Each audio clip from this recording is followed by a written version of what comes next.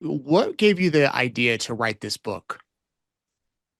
I spent 20 years in the FBI as an agent. And when a long time ago, when I was working in the Milwaukee office, there was a young lady who the Milwaukee office hired right out of college, very green, but very excited to come into the bureau and, do the things that agents do in the FBI.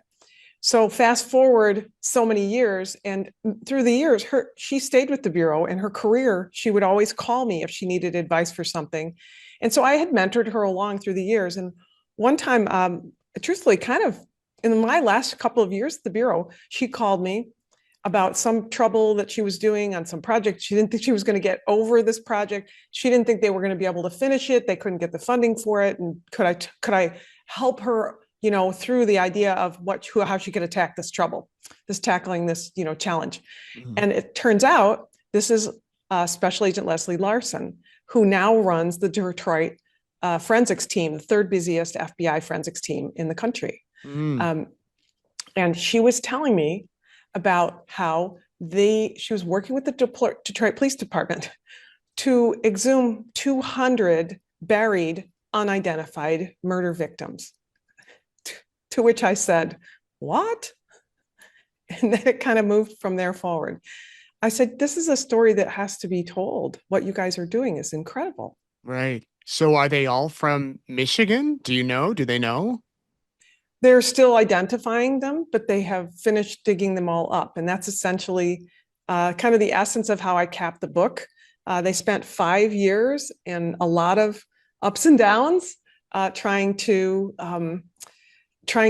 exhume bodies from two cemeteries and then begin to identify the individuals, which requires the identification is kind of, there's multiple parts, right? When you open a grave up, you don't just you get the clothes they're in and something that might have been left behind. And because when somebody's buried, by the medical examiner's office in the county, they just take whatever possessions they have and Mhm. bury them with them. So they picked up kind of information. They're picking up information that way about who was out there. Images, for instance, of clothing that was worn that they can now show to somebody else. But the link that they really needed was who's this somebody else they can show them to. So in Mm. each case, the 200 people who they exhumed under court order, their goal was to obtain bones that they could get DNA from. Mm. And the DNA samples have been to the labs, but not all of them. They're still going to the labs. So this is actually a very live story because many DNA samples have come back and actually identified individuals, but many haven't even gotten to the lab. Many bones haven't even gotten to the labs yet because it costs money and it Yeah. takes time. And so it's coming a little bit at a time. Wow. How far back do these murder victims go? 70 years, So 70 fairly years. Oh, recent. I mean, we're not yeah. talking about, hundreds and hundreds of years ago. I think that now bring the other player into it. The one whose idea this was is Detroit detective, now Master Sergeant Shannon Jones. And Shannon Jones is the only person in Detroit assigned to handle missing persons cases. And what really happened is, I think that this is Shannon is very dedicated to working these missing persons cases, and she began to see her missing person cases taking her back to their warehouse where there were unidentified murder victims that had open cold case murders. And Mm. she's looking at the files that they have. In fact, there are about 300 that date back 70 years, but 300 of them, of the 300, they don't have DNA for 200. And that's what her goal was for this project. Talk about a ambitious goal because you have the 300 files and then you've got to find the 200 that you don't have DNA for. And I'm assuming are these all just named Jane and John Doe's? Indeed, they are. And then you got to track down their burial sites, exhume the Yeah, bodies, get the yes. DNA, rebury them, and then follow up with all the DNA that's tested. Am I missing a step in there? I mean, it sounds like a complicated thing. Yeah, I think it is so complicated. That's what I think was fun and fascinating about working on the book. I learned so much, as you know, always do when you write. Uh, it indeed, there are many steps in between all those things. You Mhm. can only exhume bodies if you get a court order to do it, right? And when you go to dig up people, cemetery records say Jane is here and John is here and Bill is here and Sally's here, but underground, it might not be that way. Yeah. Why is she so passionate about doing this? Shannon is a born and raised Detroit person. Her family is filled with law enforcement. She's very connected to her community, and she's married to a firefighter. It's really clear when you talk to her that she's very, I think connected is the right word. She's emotionally connected to all these people who she feels, boy, not to put words in her mouth, but I've spent years with her now, and it seems that she feels so passionate about anybody who's marginalized in any way and left behind. Mm. And that it's so that there's no higher mission for her in law enforcement than to provide justice to people who can't speak for themselves.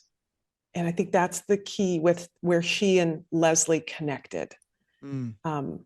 Leslie said to me, when I go out to look for bones, when we get calls, she said, I can tell if somebody is buried underground. I can feel it. And I know that we have to speak for them because nobody else can. Mm. So when they exhume the bodies and get the DNA testing back and they get a match, what happens from there?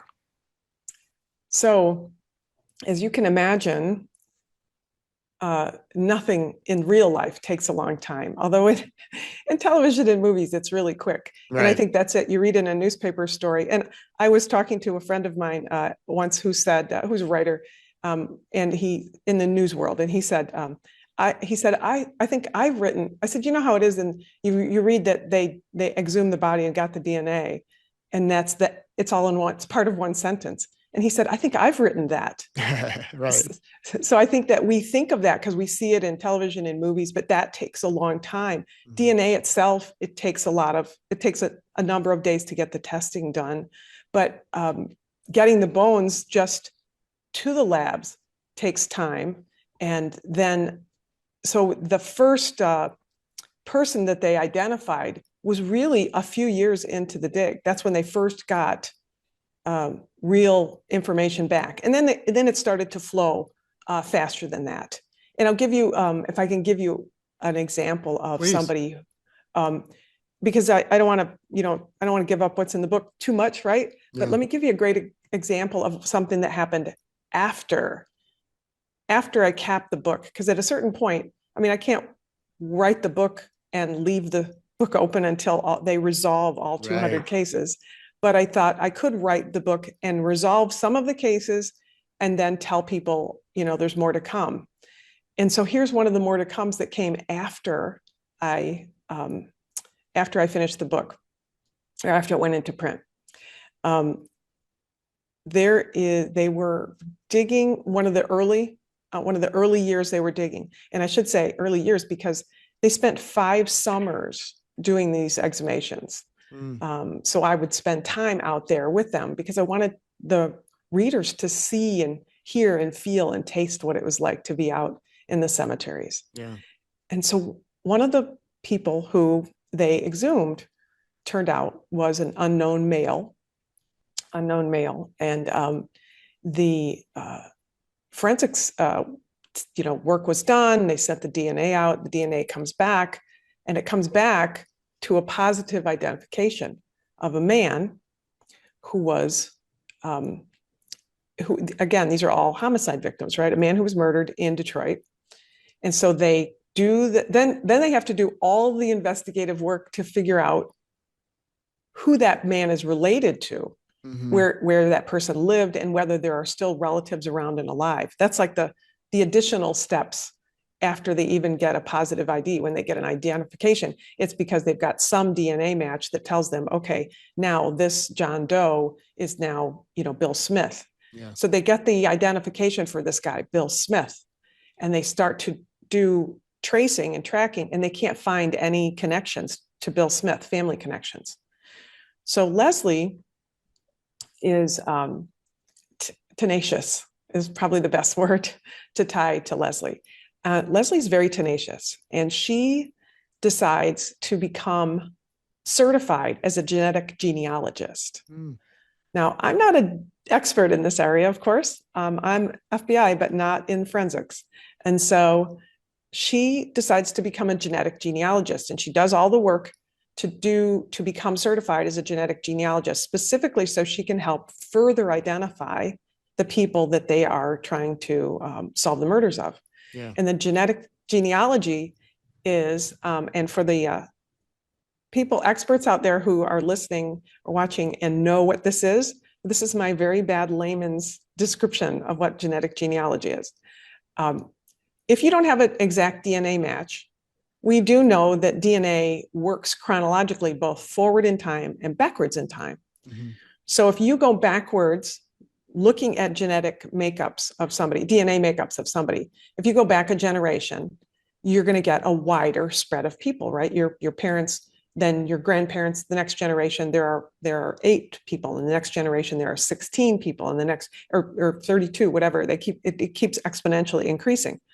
So if you continue to go back in generations by taking 2 different people that have some pieces of that DNA and go back in generations, you can literally go back to find the person who must have been this dead person was their progeny. Mm-hmm. So it's kind of a pyramid. You go backwards and backwards and backwards and backwards until the DNA makeup matches up with some people up above, and that those people up above have to be, this person has to be the offspring in generations down. Now Right. that's a terrible description of it, and I'm sure your listeners probably have a much better description, or you do. No, that was pretty good, Catherine. But that's my version of it, to say, you go backwards in generations, and when you do that, you find the people, the commonalities. It's kind of like, when you go back in my history, I live here in the Virginia area. I was born in Detroit. I have family members in Michigan, family members in St. Louis. But if you go back in my genealogy, you'll find out that I have 2 connections to the Mayflower that came over, because we spread so quickly, right, when it comes to genetics.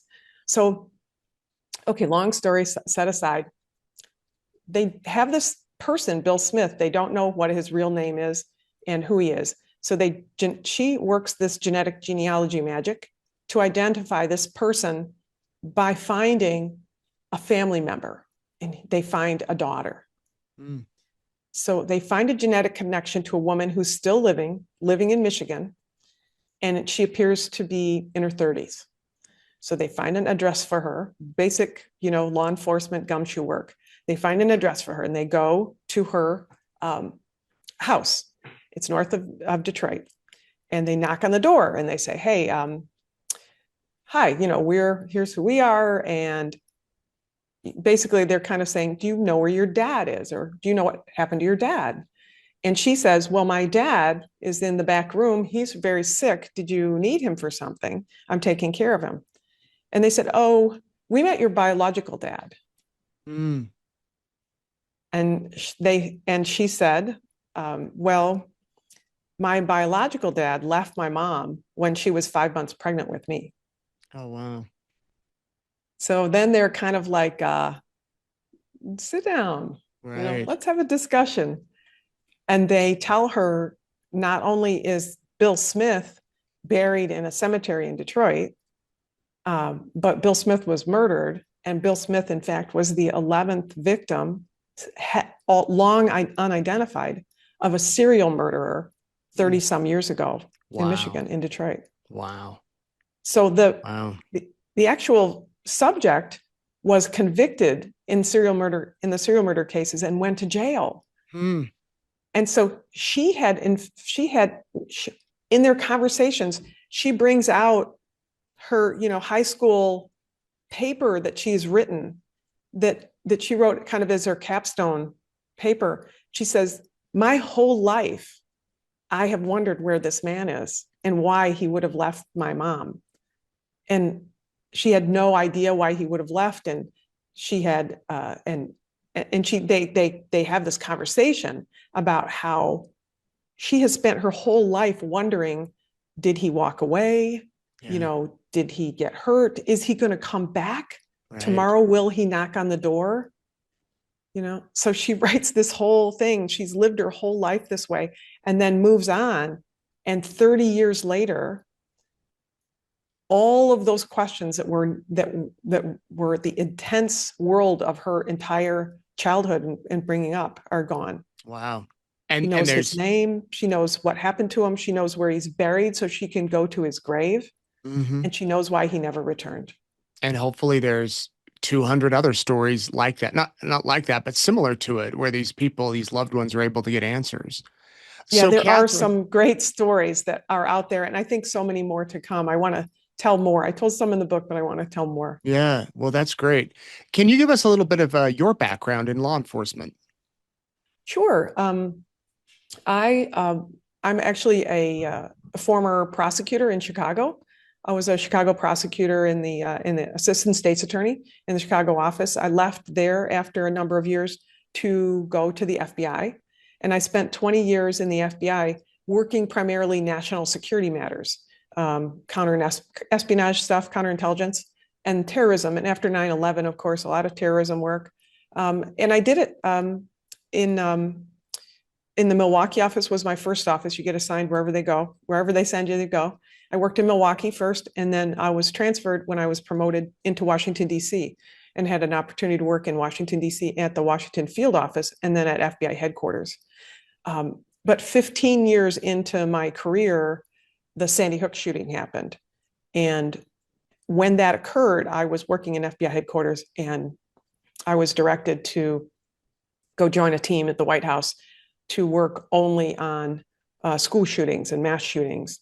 Mm. And in essence, that's I stood up the FBI's active shooter program on mass shootings for the last 5 years. I ran that program, and then that's all I've done since. Um, I reached a mandatory age for the FBI. They retire people out at a mandatory age real quickly, younger than everybody else in society. Mhm. And so when I hit that age, 57, then I went on to work on my own. And so all I do now is safety and security matters, counseling, consulting for, big companies and a lot of schools and a lot of churches, and just basically anything I can do to help them protect their employees and protect their personnel and keep people on the right path. Um, I didn't give you a heads up that I was going to ask this, but you just saying that kind of triggered in my mind, you having worked mass shootings for so many years. And covering this book in Michigan, there was a shooting last Sunday at an Mhm. LDS church Yeah. in Michigan. When you see reports about that, or as you learn more about it, what do you think the public needs to know? I mean, how do you go in as an investigator and put the piece together to try to figure out what everyone wants to know about the motive or why this happened? Yeah. No, that's a great question. I don't mind answering that. I've answered it 1,000 times in different ways for different times through the years. Yeah, actually, I'm from Detroit, right? So it's, well, I guess I didn't say that in the beginning, but I am. I'm from Detroit. I was born Okay. there. And so that's one of the reasons why I love this story that Shannon, this connection to this situation that Shannon and Leslie are trying to deal with. Because, Leslie works there in the Detroit office. I visit home and I visit those guys. Yeah. So it's kind of fun. And right after that, the shooting, the incident that you're referring to is in a Latter-day Saints meeting house Mhm. up in just north of Detroit, not too far north of Detroit, and where an individual rammed a truck through the doorway and spread gasoline, shot people, lit the facility on fire, and then got into a shooting match with the police who were responding and was shot and killed. There were individuals killed, two in the church who died in the church fire, and two who died at the scene. Two others who died, one at the scene and one at the hospital. So those are horrific incidents, and they kind of tie together all of our fears. I think that's the biggest thing is we all live right now in a time when people fear that their kids might not be safe at school. They might not be safe at a concert or going to church or at the mall and people might attack them because of their religious affiliation or because of their political leanings. And I think that's the temperature that we have in this country right now. Something that I think we all need to be cognizant of is that more than anything else, we can be the ones who change that. It may sound idealistic, Pollyannish, but it's not. I know from all the background, I have in my head pieces of more than 400 of these types of shootings. I've been at the scenes of them, many of them. I've interviewed all the people who've been involved in many of them. And there are some common threads to it that we know. This type of violence we call targeted violence. I just hear that term starting to be used in the news now, but we've been calling it targeted violence for years. And targeted is it's a planned violence as opposed to two kinds of violence. Targeted violence, where somebody plans to go and kill a bunch of people, and violence that might occur because of circumstances, a bank robbery that goes wrong, a gang fight, a guy who gets into an argument with his fiance and one of them pulls out a gun or a knife. So that's not planned.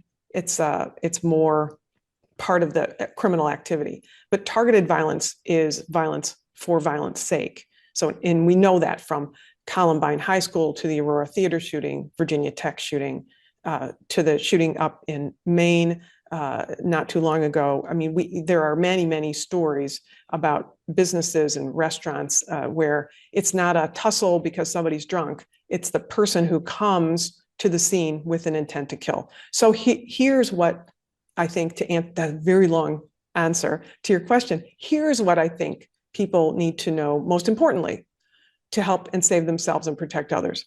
These are planned events. That means that the individual who's on this trajectory to commit this violent act plans for it and prepares for it after they get the idea, and then they attack. During that planning and preparation stages, during those stages of planning and preparing, all of their actions are visible if somebody's looking for them. 30 to 40% of the individuals who do this, and I would say 99% of them are men, because they just are. Men emote out, women emote in, more tendency to emote out versus in. But the people who do this, they plan, and that means they have to buy their guns, buy their ammunition, buy the gasoline they're going to use, buy the knives they're going to use. They buy different clothing. They all want to be cool looking in their pictures, and they post themselves with their black t-shirt on and their hat, their cool hat, and with their gun pointed online at the camera, post those pictures because they want their legacy to be somebody who's cool. So they plan in part and prepare by buying the things that they need, and then they draw out their plan. Oftentimes, almost every time, this plan is drawn out physically, drawn out on paper. We find them in school kids' desk drawers at home, and we find them in the trucks of cars after somebody is arrested or killed at the scene. They decide who they're going to kill or why they're going to kill, and they often write things that the news media generally calls manifestos, which I think is kind of a silly word for it because many times if somebody really has a multiple page manifesto, it's because they've copied somebody else's outrage. Yeah. But oftentimes you see people who have they have notebooks that they've kept for years. The Columbine killer, one of them kept notebooks for years, talking about how frustrated he was with the world. So all of this planning and preparation is done in front of other people. And if 30 to 40% of them intend to and do commit suicide, they also do all the things that we see people who commit suicide do. They do kind of end of life things. People who give their laptops away. The killer in Las Vegas, the Las Vegas shooting, Live Nation concert, Las Vegas shooting, gave his girlfriend cash to buy a house in another country, and said, here's cash, go buy a house in another country, right? The shooter at the Pulse nightclub was intent on committing this type of act someplace, and he drove around that night several times. He told his wife, he was on the phone with his wife. She was trying to talk him down and tell him not to do it. But she knew ahead of time. It wasn't just that night. She knew ahead of time. He was saying, I'm going to do this. I'm going to commit this violent act. So people, that's called leakage. So they do things that others do who might want to commit suicide, like give their possessions away, stop taking their medications, um, and say goodbye to people, leave notes for people, leave phone messages for people. I'm sorry I did this, Dad. We see a lot of things like that. Yeah. So they do a number of planning and preparation. And your question, I think 3 hours ago when you asked it was what can people do or see? What's the most important thing they need to know? They need to know that they are the ones who get this information. They are the ones who see the actions by the individuals. They see the behaviors of concern that maybe law enforcement will never see. In FBI research, one of the most frightening pieces of data that came out of our research when I was working at the FBI, in school shootings themselves, just school shootings, although businesses are similar. In school shootings, 92% of the shooters leak their intent to commit the act to a fellow student. 92%. So, it tells you we know that in law enforcement is like the last one to know. So the people who can help us as a community, as a world, put to rest this kind of targeted violence are the people who are living and working around, going to school around the people who commit it. Yeah. That's interesting because we do hear so often about right after that happens, did they leave a note? What were they posting on social media? Who did they tell when? And then we kind of move on. And then Right. another one happens.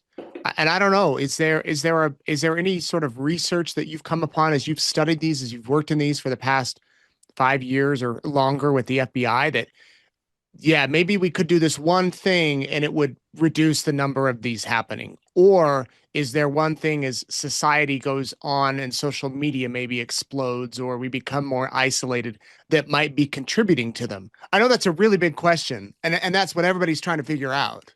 Yeah, no, I think it's a fair question, though. I think it's a fair question. And I think there are a couple of good answers to that I think are very accurate in terms of hopefulness, right? Motive is what everybody does want to know, but motive doesn't really matter in terms of us being able to prove something. But what are some of the things that we can do?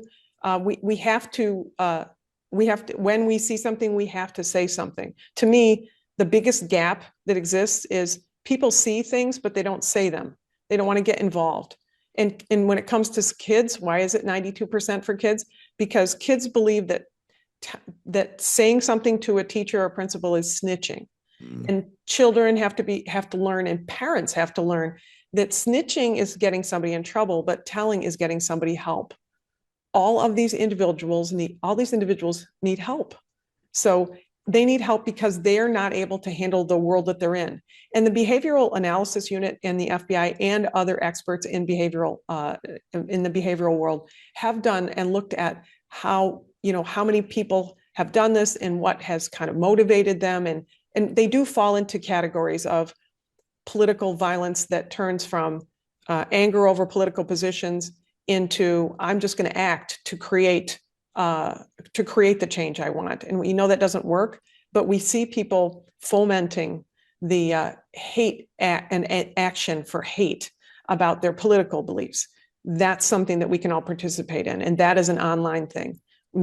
Everybody has to stop posting and reposting incredibly mean things. I hate to say it that way. We just have to be a kinder group. And I'll tell you, if you are listening or watching this and you have kids and you're reposting horrible memes or violence oriented memes about people who you don't like their political party or their religious beliefs, then I would say to you, is that what you tell your children when they go to school? Don't you tell them to get along with everybody on the playground?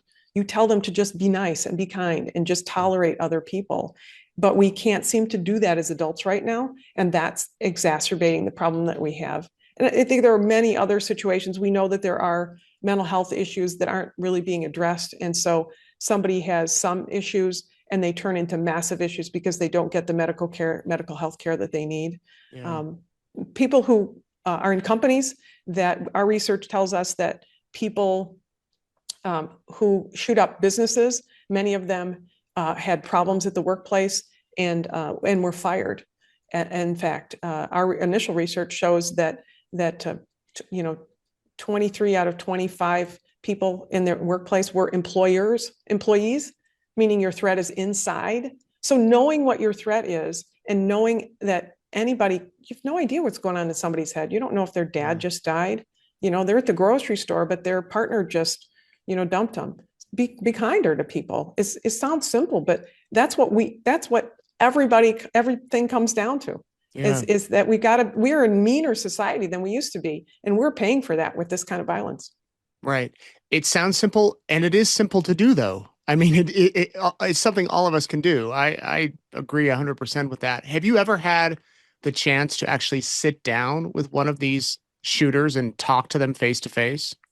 No, that's there are people who have, and that is actually something that I've chosen not to do. Mm, I talk to parents and victims, survivors, uh, you know, people who were, Frank DeAngelis, who was the high school principal at Columbine High School, wrote the foreword for my first book.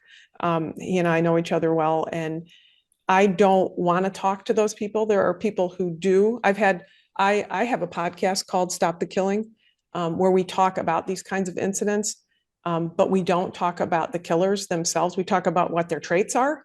They'll say, this is what this person did, but we don't use their names and talk about them individually. And I've had killers reach out to me and say, I think I'd love to come on your podcast and talk to, what took me to this. But that's a choice that I make. mm. That I emotionally, I think that would be harder for me, knowing that I've worked so much in investigations and on the victim side, and I don't want to give them that limelight, because many shooters, especially now, part of their glory comes in being in their being Famous. continuing and famous as a shooter. Right. And Yeah. I don't want to give anybody that. They Yeah. want to be famous, and they say it, they want to be somebody. Everybody in generations right now, they're struggling with what is their significance, and they come from a generation of baby boomers or Gen Xers or whatever.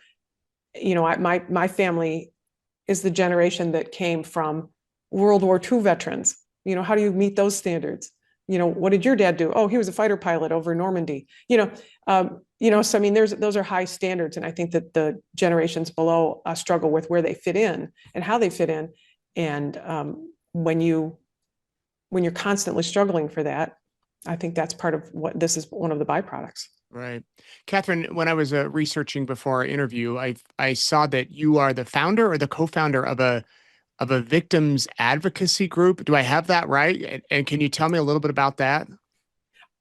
I'm not. I'm the co-founder of the Bureau Consortium, Oh, okay, and yes. And that deals with and victims, right? it does, right? It does, and Yes. I think that's another reason why the Bureau Consortium is.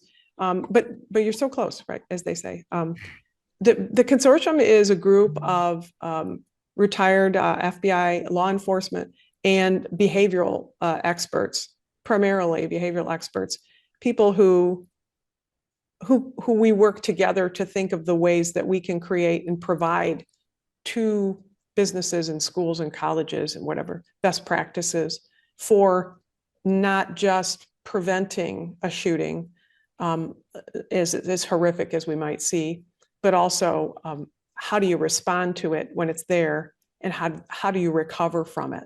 Because I think the recovery from it is equally important.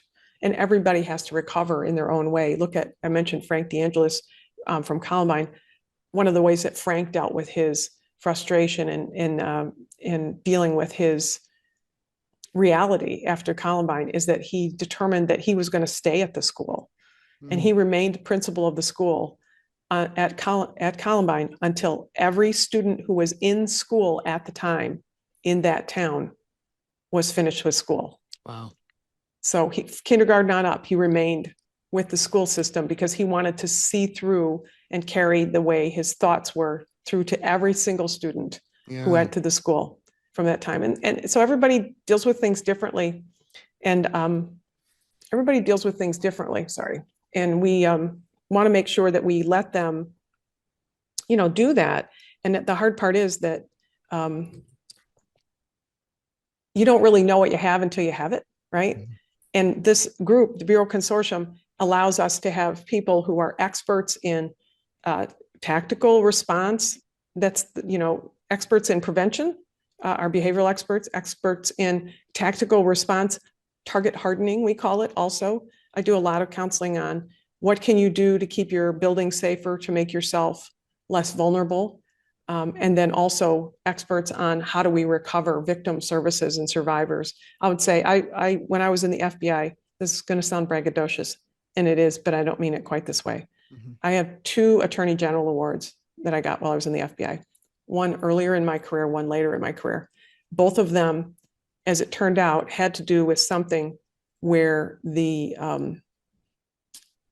Attorney General's office in the weighing of the awards felt that what we provided, what we developed, was so beneficial to victims. And to me, that means a lot. Yeah. Because isn't that why you're in the business in law enforcement, is to protect and serve? Protect. It's the first word, right? Protect and serve. So we want to take care of the people who are impacted by criminal activity. And I thought that was really important because as a law enforcement officer, when you're running around with a gun and a badge, you don't always get people to see and recognize that that's what you're working on. Yeah. Awesome. Well, Katherine, thank you very much. Tell people again the name of the book, where they can get it, and why they should buy it. Yes. Oh, thank you for asking. Well, first of all, my name is Katherine Schweit, and that's my website, katherineschweit.com. So if you can figure out how to spell my name, you're good to go. Schweid, Katherine with a K, the old fashioned way, katherineschweit.com. And all of the books are identified on there, as is my podcast. So in the Bureau Consortium, you can track us all down there. But if you want to buy the books, if the book is my newest book is called Women Who Talk to the Dead. It's over my shoulder. I call it the yellow book. Women Who Talk to the Dead. And it's available in paperback, ebook, and audiobook. All of my books are available in paperback, ebook, and audiobook. The other 2, the one that's just before this one is called A Simple Guide to the Second Amendment, because actually I teach a class for DePaul University College of Law. I teach a class on the Second Amendment. And so I wrote a book about that to the benefit. I couldn't find a book that was politically neutral on the Second Amendment, so I wrote one. And then the book prior to that is Stop the Killing. And that book is also the name of my podcast, Stop the Killing. And there we explore just what you were asking me about. What are the best prevention methods? And in a very kind of uplifting way, I would say, in kind of a fun way, because my co-podcaster is from London. And so if it's worth it just to enjoy her accent. But I think you also hear a lot of stories of hopefulness. And that podcast series has been going for a long time. We have a couple hundred episodes, and we're just about to launch season 6. And the people who have been on it are the ones who are impacted, the victims, the survivors, the people who made decisions and couldn't make decisions, and how it's impacted them. So it's pretty good. It's a pretty good listen to. Wonderful. So thank you very much for taking the time to talk to me today. Oh, sure. Thank you. And thank you for your service to our country. And what a fascinating career, and look forward to reading the entire book, Women Who Talk to the Dead. You can pick it up. And Katherine, I might call on you again, for your expertise down the line. No problem. Anytime. Thank you. Then I'll ask you what you think of the book. I think you'll be surprised at how good it is. Yeah. Because the reviews have been great. That's great. Midwest Book Review, which is like a great, and they hardly review any books, said it was unreservedly recommended. I was like, what? Well, hey, we'll recommend it here then. Thank you, Katherine. Thanks. You're the best. Thank you. Take care. Have a good day. You too.